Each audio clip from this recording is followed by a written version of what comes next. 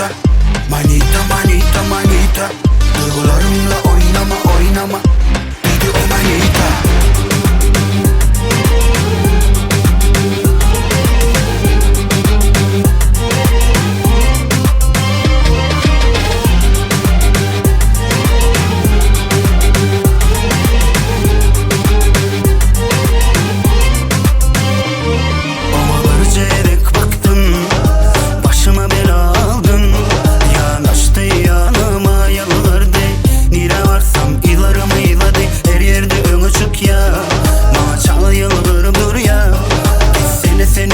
Başıma bela olma, sana ben aşık olan yok dediğimde. Oynama, oynama, duygulanma. Oynama, oynama, dedim ama. Kıynama, kıynama, kalbim ağırma.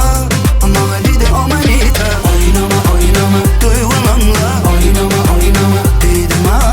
Kıynama, kıynama, kalbim ağırma. Ama dedi o manita.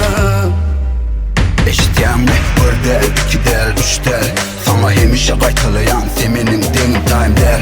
Sen bilen sevgide bolmak istem o. Benim sana böyle niyetim yok. Bağışla beni sana duygum yok. Hiç bile sana kızgınlık duyum yok. Bilim yok, sevim yok. Yalan söylemek de istem yok. Sözleri kabul et dediğimde olma şey değildi. Oynama, oynama, duygum